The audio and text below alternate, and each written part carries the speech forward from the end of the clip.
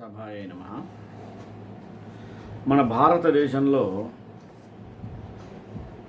అతి ప్రాచీనమైనటువంటిది మనందరూ తెలిసిందే వేదాలు. వేదాలని అపౌరుషేయాలు అంటారు. అంటే ఏ పురుషునిచే కూడా వ్రాయబడనటువంటిది. అంటే ఇది దీని ఏమంటారంటే శృతులు అంటారు. శృతులు అంటే గురువు పలికించినప్పుడు విని శిష్యుడు నేర్చుకునేటువంటిది. మహర్షుల యొక్క ప్రణీతమైనటువంటిది. మహర్షులు మనకు అనుగ్రహించినటువంటి అత్యంత విలువైనటువంటి ఒక నిధి ఏదైనా ఉందంటే అది వేదాలు. వేదాలలో ఉండేటువంటి గొప్పతనం ఏంటంటే సకల శాస్త్రముల యొక్క రహస్యాలన్నిటినీ వేదాల్లో నిక్షిప్తం చేయబడింది. అందుకనే వేదాలను బాగా క్షుణ్ణంగా లోతుగా అధ్యయనం చేసినట్లయితే మనకి అసలు ఎన్నెన్నో విలువైనటువంటి విశేషాలు, శాస్త్ర రహస్యాలు, మర్మాలు తెలుస్తాయి. మన దౌర్భాగ్యం ఏందో కానీ మన వాళ్ళు అంతగా పరిశోధన చేయట్లేదు. కానీ విదేశాల్లో వేదాలు చాలా చక్కగా పరిశీలించబడి వాటి మీద పరిశోధన చేస్తున్నారు. మీరు చూసినట్లయితే మహర్షి వేదిక్ యూనివర్సిటీని ఒకటి ఉంది. వాళ్ళు ప్రపంచ దేశాల్లో అక్కడక్కడ ఈ పీఠాలను, యూనివర్సిటీలను, విశ్వవిద్యాలయాన్ని నెలకొల్పి మన ప్రాచీనమైనటువంటి ఋగ్వేద, యజుర్వేద, సామవేద, అథర్వణ వేదాలను వాటి యొక్క తాళపత్ర గ్రంథాల నుంచి క్షుణ్ణంగా అభ్యసించి వాటి మీద పరిశోధన చేసేటువంటి ఒక బృహత్తర కార్యక్రమాన్ని చేపట్టారు. అసలు ఆది నుండి కూడా మన యొక్క అమూల్యమైనటువంటి సంస్కృతి సంప్రదాయాలకు ఆలవాలమైనటువంటి మన వేదాలను పాశ్చాత్యులే ఎక్కువగా ప్రభావితమైనారని చెప్పొచ్చేమో. ఎందుకంటే పెరటి చెట్టు వైద్యానికి పనికిరాదు, మన విలువ మనకి తెలిసి రాదు. అందుకని అటువంటి వేదాలు చదవడం అనేది మనం చేస్తుంటారు మన వాళ్ళు. కానీ వేదార్థం వేరు. వేదం యొక్క అర్థాన్ని క్షుణ్ణంగా గనక తెలుసుకోగలిగినటువంటి వ్యక్తి మహత్తరమైన శక్తి సంపన్నుడు అవుతాడు. అందుకనే మీరు ఏ ఒక్క అంశాన్ని తీసుకోండి, ఏ ఒక్క శాస్త్రాన్ని తీసుకోండి.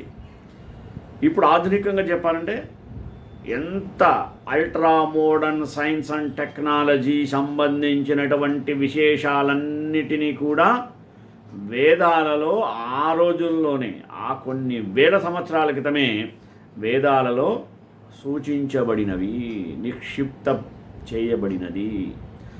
వాటినే ఇప్పుడు మనం పూర్తిగా అధ్యయనం చేసి అనుసరిస్తున్నాము. అందుకని మనం మన యొక్క విలువైనటువంటి వేదాల యొక్క మాహాత్మ్యాన్ని తెలుసుకోవాలి అనే తపన మనలో గనక ఉన్నట్లయితే తప్పకుండా ఆ వేదాధ్యయనాన్ని లోతుగా అర్థం చేసుకొని మన మూలాలు ప్రపంచమంతా ఎంత చక్కగా మర్రి చెట్టులాగా వ్యాప్తి చెందిందో అంత చెందిన దానికి ఏమి కారణం అని గ్రహించగలిగినట్లయితే ఇది అనేక విధములైనటువంటి ప్రయోజనాలను చేకూర్చేటువంటి ఒక సాధనమే వేదాలు. మరి పాశ్చాత్యులు దీని మీద శ్రద్ధతో అధ్యయనాలు, పరిశోధనలు చేస్తున్నారంటే ఊరికే చేస్తారా? వాళ్ళు మిక్కిలి ప్రయోజనము ఉంది కాబట్టే. అందుకని చాలాసార్లు అంటున్నాం, ప్రయోజనమనుద్దిశ్య మందోపిన ప్రవర్తతే అని. అంటే ఎటువంటి ప్రయోజనం లేకుండా పిచ్చోడు కూడా ఏ పని చేయడు. అందుకని వాళ్ళు బృహత్తరమైనటువంటి విశేషాలన్నీ కూడా వేదాల్లో నిక్షిప్తమైనవని బాగా గ్రహించి వాటి మీద పరిశోధనలు చేస్తున్నారు. ఆ పరిశోధనకు వెళ్ళేవాళ్ళు కూడా మనవాళ్ళే. కనుక అటువంటి మూలాల గురించి మనం తెలుసుకోవాలి. అందుకని ఈరోజు నేను ఎంచుకున్న అంశం ఏందో తెలుసా? విదేశములో వేద పఠనము. ఏంది విదేశాల్లో వేద పఠనం మన దేశంలో లేదా అంటే అక్కడ ఎందుకు ఉంది? ఇవన్నీ కూడా వివరాలతో మీకు తెలియజేస్తాను. మొదటగా ప్రార్థన. జ్ఞానానందమయం దేవం నిర్మల స్ఫటికాకృతిం ఆధారం సర్వ విద్యానాం హయగ్రీవముపాస్మహే. మన ప్రాచీన మహర్షులు మనకు అందించిన అమూల్య సంపద ఏదైనా ఉందంటే అది వేదాలు. ఆ వేదాలనే సకల శాస్త్ర రహస్యాలు నిక్షిప్తం చేయబడి ఉన్నది. అటువంటి వేదాలను ఆదరించుటలో మనం చాలా వెనకబడి ఉన్నాం చెప్పుకోవచ్చు. మన వేదాలను సక్రమంగా అర్థం చేసుకొని వాటిలోని సమస్త శాస్త్ర సార సంగ్రహాలను తెలుసుకొని వాటిని పూర్తిగా సద్వినియోగపరుచుకునే విషయంలో విదేశీయులు మిక్కిలి ప్రశంసా పాత్రకు అర్హులు. చూడండి ఎంత దౌర్భాగ్యం. ఆ రోజుల్లోనే మ్యాక్స్ ముల్లర్ జర్మనీ నుంచి వచ్చినవాడు మన యొక్క వేదాలను జర్మనీ భాషలో తర్జుమా చేశాడంటే చూడండి. పాశ్చాత్యులు, అందులో ప్రత్యేకంగా జర్మన్ దేశస్థులు మన యొక్క సంస్కృత భాషను, మన భారతీయ సంస్కృతి సంప్రదాయాల గురించి గావించిన కృషి అబ్బా ఎనలేనిది. ఓ రకంగా మనం వాళ్ళకి కృతజ్ఞత తెలియజేయాల్సిందే. అంటే వాళ్ళ కోసం వాళ్ళు తీసుకున్న ప్రపంచానికి సంస్కృత భాష యొక్క విలువను, భారతీయ శాస్త్ర సంప్రదాయాల యొక్క ప్రత్యేకతను చాటి చెప్పారు. అందుకనే ఈరోజు భారతీయులంటే, భారతదేశం అంటే అన్ని దేశాలు గౌరవించడానికి కారణం ఇది కూడా ఒక కారణమే. అందులోనూ ప్రత్యేకంగా వేదాలను గూర్చి వారు గావించిన పరిశోధనయే అవి వర్ణింపనలవి కానివి సుమి. 16-17 శతాబ్దంలో పాశ్చాత్య ప్రయాణికులందరూ అచ్చటచ్చటనే ఒకరో ఇరువురో వేదములను గూర్చి వినినవారు కానీ కొలదిగా తెలిసిన వారు కానీ ఉండుట అనేది అసంభవము కాదు. ఫాదర్ కాల్మేటి నామా అనేది ఒక ఫ్రెంచి విజ్ఞాని తెలుగు లిపిలో అసలు అముద్రితముగానున్న వేదప్రతిని ఒకదానిని సంపాదించాట. అట్లే క్రీస్తు శకం 1731 సంవత్సరంలో ఋగ్వేద ప్రతి ఒకటి ప్యారిస్ నగరానికి పంపబడింది. కానీ ఫ్రాన్సు దేశమునకు పంపబడిన వేదముల ప్రతులకు వ్యాఖ్యానములు కానీ, భాష్యములు కానీ, వ్యాకరణములు కానీ మరియు శబ్దార్థ కోశములు కానీ లభింపకపోవటం వలన ఆ ప్రతుల లిపియు సులభముగా నుండే క్లిష్టతరముగా ఉండటం అది మరుగున పడిపోయి ఉంటుంది. 18వ శతాబ్ది మధ్య కాలమున యాంక్విటిల్ డు ఫెర్రాన్ అను విజ్ఞాని పారసీక భాషలోనున్న ఉపనిషత్తులనొకదానిని లాటిన్ భాషలోకి అనువదించాట. ఇంకోతను జందు అవెస్త అనే పారసీక మత గ్రంథాన్ని సేకరించాను. కానీ ఆయనకు సంస్కృత భాష తెలియకపోవడం చేత దానికి చేసిన కృషికి తగినట్టు ఉత్సాహమును చూపలేదు. రమారమి 18వ శతాబ్ది అంత్యము వరకు కూడా పాశ్చాత్యులకు వేదముల గురించి అస్సలు తెలియదనే చెప్పవచ్చు. అంతేకాదు సుమి, వేదములందు అమూల్య విజ్ఞానము తెలియకయే అవి ఫలదాయకములు గావు అనిన వాల్టేరు మాటలను వేదములు ఇతర గ్రంథముల నుండి స్వీకరింపబడినదని అన్నాడు. సోనరేట్ అనేటువంటి మాటలను వారి వారి యొక్క అవివేకమును మరియు అజ్ఞానమును విస్పష్టముగా ధ్రువపరచుచున్నవి. మొట్టమొదటగా వేదాలను గూర్చి ముచ్చటించినటువంటి ప్రాజ్ఞుడు ఎవరయ్యా అంటే ప్రపంచంలో హెన్రీ థామస్ కోల్బ్రూక్. ఈయన 1801 సంవత్సరం నందు పోర్ట్ విలియం కళాశాలలో ఆచార్యుడిగా నియమింపబడిన మొదటి పాశ్చాత్య పండితుడు. జయపురము నుండి బ్రిటిష్ మ్యూజియంకు తేయబడిన వేదముల ప్రతులను ఈయన చదివట.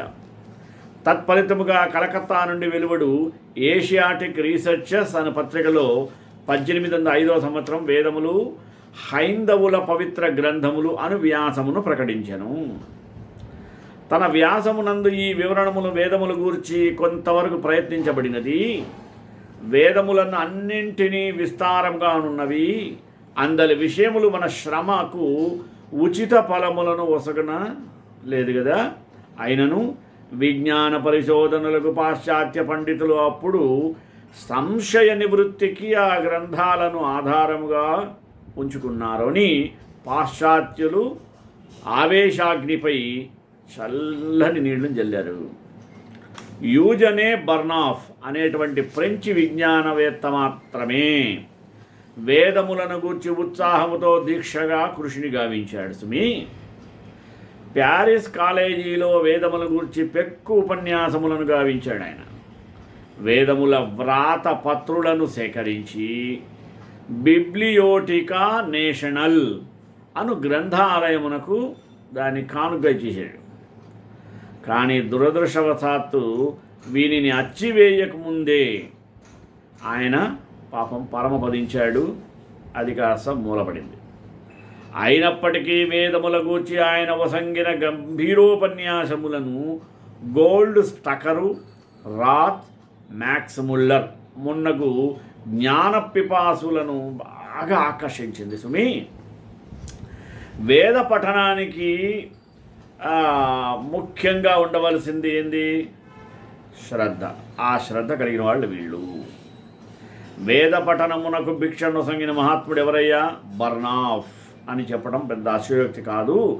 బర్నాఫ్ గారి నిరంతర ప్రోద్బలముల ఫలితముగానే మ్యాక్స్ ముల్లర్ 1843 సంవత్సరమునందు వచ్చి అక్కడ రుక్ సంహిత మరి సాయణ భాష్యముల వ్రాతపత్రులను సంపాదించాడు.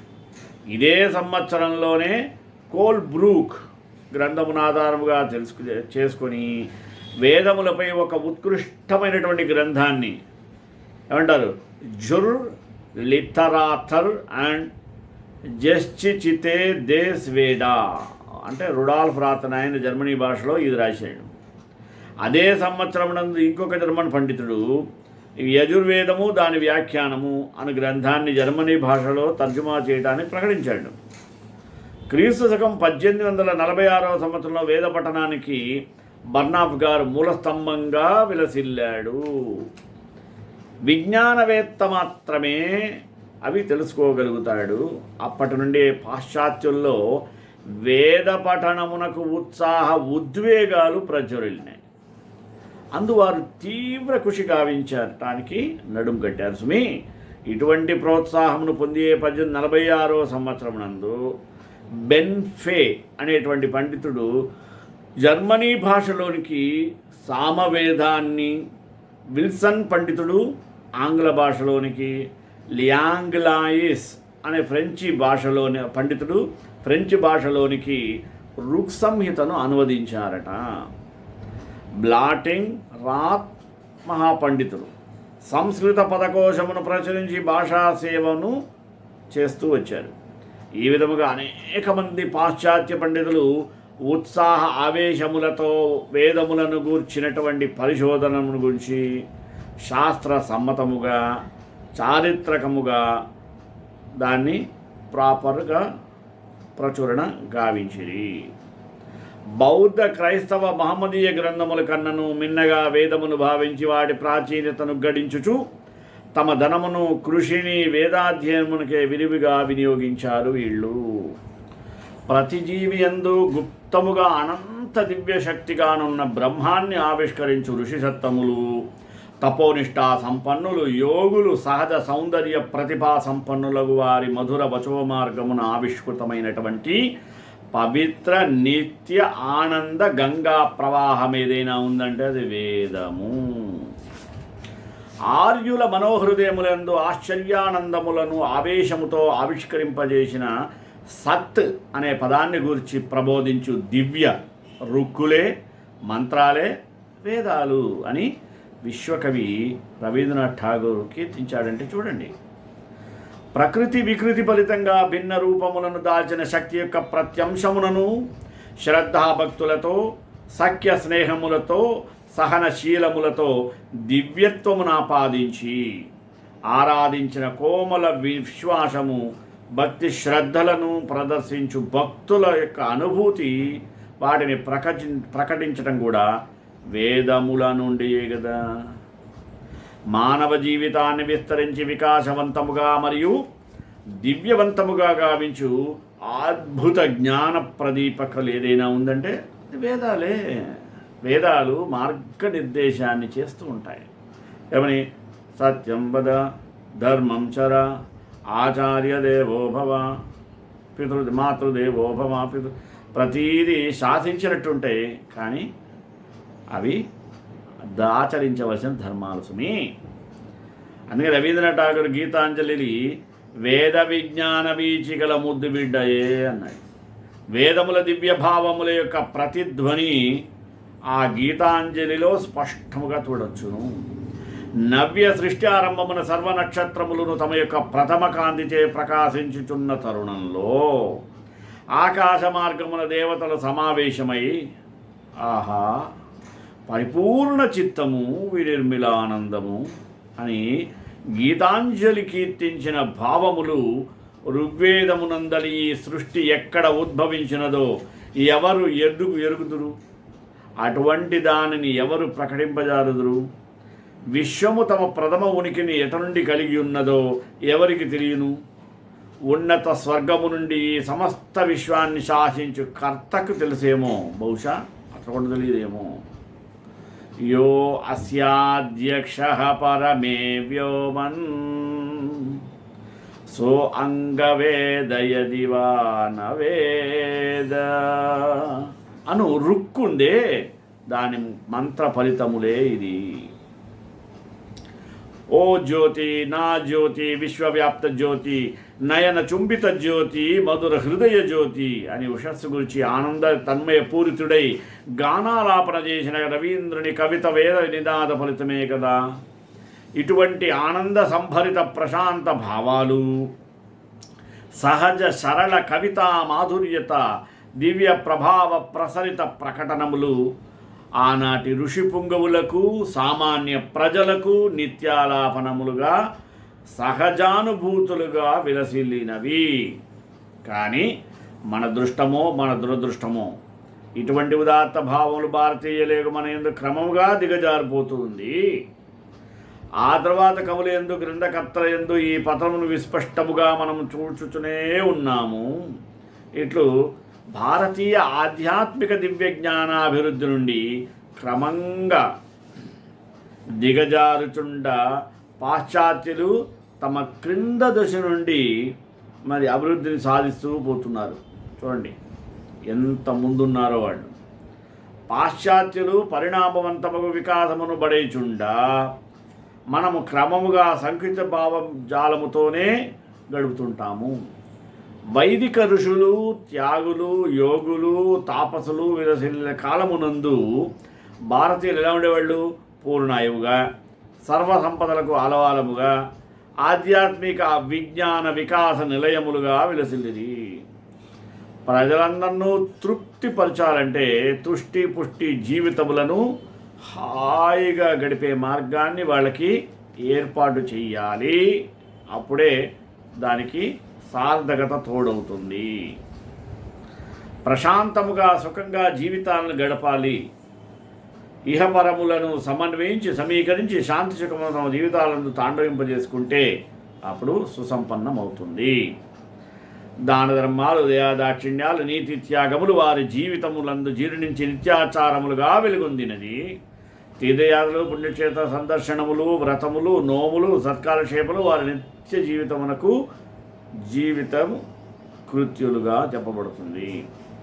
ఆటపాట, పండగ పబ్బం వారి నిత్య చర్యలు అంటే ప్రతిరోజు పండగే. ఇట్లు ఉదార బుద్ధి కలిగినటువంటి వారుగా, దానశీలుగా, ఆధ్యాత్మిక తత్పురుషుడుగా సరళ జీవితమును గడిపిరి.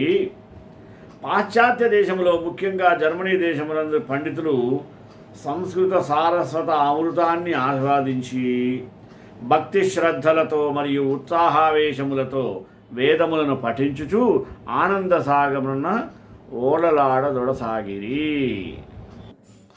వీరిలో కొందరు ఆర్యుల వేదాలను క్రైస్తవుల బైబిల్తో పోల్చి తారతమ్యమును గావించి సెమెటిక్ జాతులు అంటే హెబ్రూ, అరబిక్ చెందిన బైబిల్ తమను ఏమాత్రము సంతృప్తి పరపజాలకపోయిందని, వేదములు మాత్రమే దివ్య జ్యోతిని అందించి ఆనంద పరవశులను గావించిందని నిర్భయంగా, నిరాటకంగా, నిర్మోహమాటంగా తమ విశాల భావాన్ని వెలువరించారంటే చూడండి.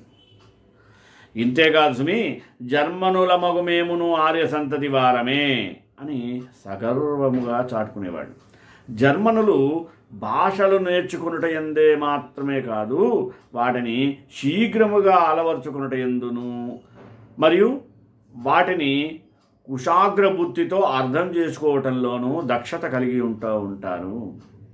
ఇట్లు బహుభాషా పాఠకులుగా వేదముల భాష ఉన్నత విశిష్ట వ్యాకరణయుక్తము, లలితము, మధురము, రసమయము, గానయోగ్యము అని వేణోళ్ళ కీర్తింపబడినటువంటి గొప్ప సంపద వేదాలు.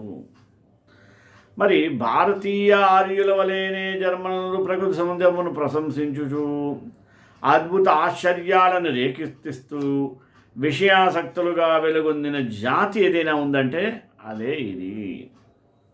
కాబట్టి వేదములందు ఉట్టిపడినటువంటి ఆశ్చర్య దృశ్యములను అన్వేషించిరి.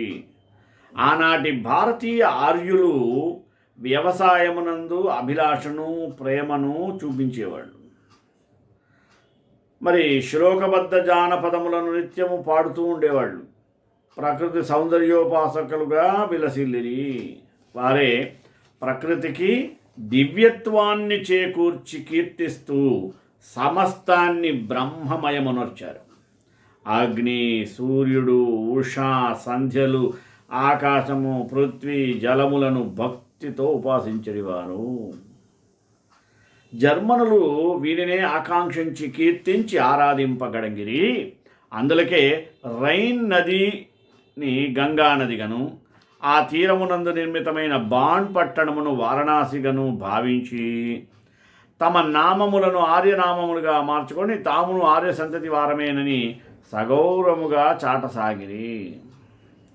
ఇట్టి వీరి సంపత్తికి చెందినటువంటి మ్యాక్స్ ముల్లర్ ఉత్సాహావేశములతో మరి వేదాన్ని అనువదించుట ఎంత ఆశ్చర్యం ఏముంటుంది చెప్పండి కదా. వేదాలను అనేక విధ సంస్కృత గ్రంథములు ఉత్సాహముతో పఠిస్తూ వాటి యొక్క శ్రద్ధాభక్తులను ప్రబలించుకొని చుండుటలో వింతేముంటుంది సుమి. ఇదే విధంగా ఇంకా ఎంతమంది ఉన్నారు చూడండి. వీబరు, పిసెల్, హిల్బ్రాండ్, ఓల్డెన్బర్గ్, పాల్ డ్యునేను మున్నగు ప్రముఖ జర్మనీ పండితులు వేదములను, సంస్కృత సారస్వతమును ఆతరతో పఠించి అద్భుత ఆశ్చర్యంతో వెలువరించిరి. ఓల్డెన్బర్గ్ అనే పండితుడు వేదముల మతము అను పవిత్ర గ్రంథమును రచించాడు. బెర్గయన్ అనేటువంటి పండితుడు వేదమతము ఋగ్వేదమునందలి రుక్కులు అను గ్రంథమును ఫ్రెంచి భాషలో రచించాడట. అగ్నిహోత్రారాధన, యజ్ఞము మున్నగు వానికి నిజతత్వాన్వేషణమును కావించు శాస్త్రయుక్త కృషికి జంకాడు.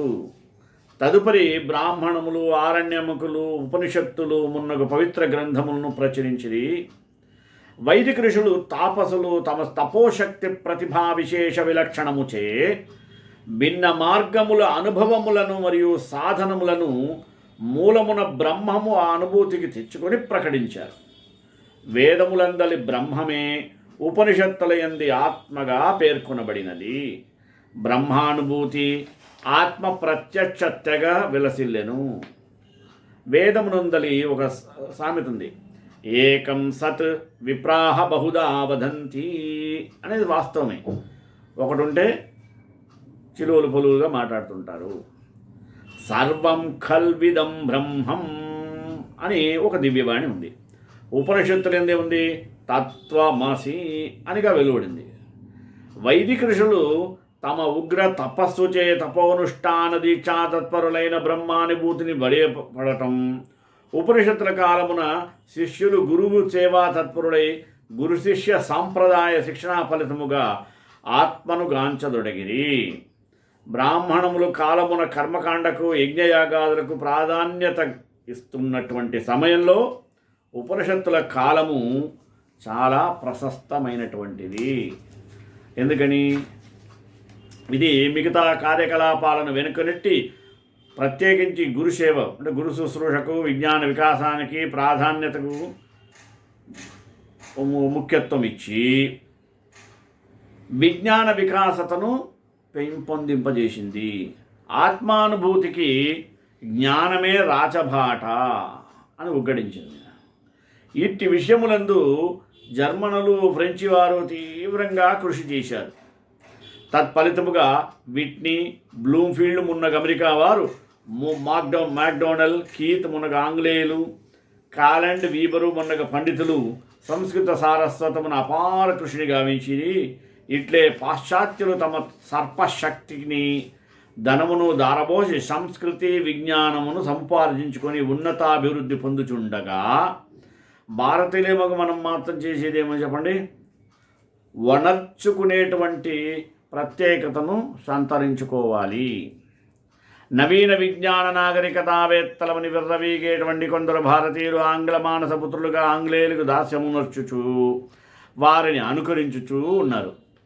మన సర్వస్వము ఈసడించుచు పాశ్చాత్య గురువులకు శుశ్రూషను గావించుచున్నారు. మనకేమీ లేదు, మౌఢ్యము వీరిని ఆవరించినది, వీరేం కారణంగా సుమి. ఇక సంస్కృత పండితులము, వేదాంగ విద్యా పారంగతులము, ప్రాచీన సంప్రదాయ నిధులము అని భావించే కొందరు ఛాందసులు దురహంకారమునకు మౌఢ్యతకు లోని దేవాలయములను తమ ఆస్తిగా చేసుకుని వాటిని రహస్యముగా మరి తమ శక్తిని యుక్తిని వినియోగిస్తూ ఉన్నారు. కుతర్కమును శుష్కవాదమును లేవనెత్తూ ఉంటారు. కరడగట్టినటువంటి మరి మౌఢ్యత, అంధవిశ్వాసము వీరిని సంకుచిత బుద్ధిలోనికి తీసుకెళ్ళింది. ఇట్లు పాశ్చాత్యముల వేదములను, సంస్కృత భాష సారస్వతమును గురించి 100 సంవత్సరాలకు పైగా నిరంతర కృషిని గావించిరి. పాశ్చాత్య దేశములందు అట్ట సంస్కృత విజ్ఞానానికి కృషికి జరుగుచుంటే భారతదేశమున విశ్వబంధుదాస్ సంస్కృత శబ్దకోశమును ప్రచురించెను. ఇది ఆంగ్ల జర్మన్ భాషలో కూడా అనువదింపబడింది. విఎం ఆప్టే పండితులను తన సహచరులతో వేద మంత్రములకు అందలి అర్చనా విధములకు గల సంబంధాన్ని తెలుసుకున్నారు, పరిశోధనలు చేశారు. ధర్మశాస్త్ర ఇతిహాసాలను గూర్చి ఆచార్య కాణే అని ఒక ఆయన్నాడు. మీకు సంస్కృత పుస్తకాల్లో చాలా వస్తాయి. కాణే ఆయన గ్రంథం ప్రకటించాడు. పూనా యందలి వైదిక సంశోధక మండలి విపులముగా పరిశోధనలను గావించి కృషిని పెంపొందింపజేసింది. ఇట్లా వేదము నుండి మహాభారత కాలం వరకు వెలుగొందిన విజ్ఞానం గూర్చియు, తదుపరి శంకర రామానుజాచార్య మధ్వాచార్యుల సిద్ధాంతముల భాష్యములను గూర్చియు పెక్కు పరిశోధనములను వ్యాఖ్యలను వెలువరించాడు ఆయన. ఈ విధంగా జర్మనులు వారిని అనుసరించి మరి ఇతర పాశ్చాత్యులు కూడా అనుసరించేటట్లు చేశారు. అటువంటి గొప్ప వాళ్ళు ఎవరైనా ఉన్నారంటే వాళ్ళు జర్మనీయులు. కాలెండు అనేటువంటి పండితుడు శ్రౌత సూత్రాలను జర్మ భాషలోకి అనువదించాట. బాల్టిమోర్ అనేటువంటి అశ్వమేధ యాగమును గ్రంథమును ముందే ఫ్రెంచి భాషలో ప్రకటించాడు. ఎస్ఎం కాత్రే అనే పండితుడు ప్రథమ ప్రపంచ మహాసంగ్రహానికి పూర్వమే తైత్తిరీయ బ్రాహ్మణముపై విస్తారముగా కృషి తెలిపి ఉన్నాడు సుమి.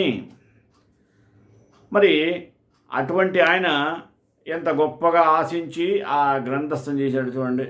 ఇంకొక ఆయన డ్యూమంట్ ఆంగ్ల భాషలోకి అనువాదం చేశాడు ఆయనకు అనుకూలంగా ఉండటం కోసం. ఆంగ్ల భాషలో అనువదించిన వెంటనే ఇట్లా సంస్కృత సారస్వతం నుండి జర్మనీ నుండి ఆంగ్ల భాషల యందు అనేకములైన అనువాదాలు వ్యాఖ్యలు వెలువడ్డాయి. ప్రపంచంలో అనేక మతాలు ఉన్నాయి, గుర్తుందో లేదో. ఒక మతమునందు పెక్కు శాఖ ఉపశోకాలు సంప్రదాయములు విరివిగా విలసిల్లుతూ ఉంటాయి. కానీ సంస్కృత సారస్వతమునందు వివిధ శాఖలు ఉపశాఖలు అవతరించినది కూడా. వేదములు నిత్య సత్యములు, బ్రహ్మజ్ఞానములకు ఆలవాలములు, అనంతములు, ఇంద్రులకు భారతీయులు అనంతములైనటువంటి భగవద్విశ్వాసమును కలిగి ఉన్నటువంటి వేదాలను కూలంకషంగా చర్చించి మధించి శోధించినటువంటి ఘనతను పొందిరి. భాషా సరళతను, భావ మాధుర్యతను, కవితా రసోద్దీప్తిని, అద్భుత ఆశ్చర్యావేశములతో ఉప్పొంగజే శక్తిని ప్రదర్శించి ప్రకటించిన సుందర సుకుమార కవితా కన్యను వేదములందు మాత్రమే గాంచటం గొప్ప కాదు, అది ఏ భాష యందు కూడా మనం చూడగలిగినప్పుడే మన జన్మ సార్థకత అని కూడా చెప్పాడు. ఎట్టి లలితాపదజాలము, ఏమి కళా కౌశలము, ఆహా! ఎంత శక్తి పటుతా సంపద, ఎన్ని ఆనందములు సమ్మిళితమై భావతరంగమునందు. ఆహా, అద్భుతమయము, ఆనందమయము, శాంతి సందీపితము, ఆధ్యాత్మిక వికాస శక్తి ప్రపూరిత పరిభా సంపదకు వేదములే నిలయాలు, ఆలవానములు. అన్య భాషలకు అది వెళ్ళటం గగన కుసుమమే. కవులకు, కళాకోవిదులకు, శాస్త్ర విజ్ఞానవేత్తలకు, చారిత్రక పరిశోధకులకు, దార్శనికులకు, మరి వేదాంతులకు, ఆధ్యాత్మిక అనుభూతిపరులకు, మరి ఇది అదిని కాదు, అందరికీ కూడా మరి అద్భుతమైనటువంటి పురాతన స్మారకముగా వేదాలు మనని అనుగ్రహిస్తాయి. అవి మనం నేర్చుకోవాలి, వాటి ద్వారా మన జీవితాన్ని సార్థకం చేసుకోవాలని తెలియజేసుకుంటూ, శ్రేయకాంతాయ కళ్యాణ నిదే నిదేధనం శ్రీ వెంకటనివాసాయ శ్రీనివాసాయ మంగళం మంగళాశాస్త్రమురే మదాచార్య పురోగమై సర్వైశ్చ పూర్వైరాచార్య సత్కృతాయాస్తు మంగళం.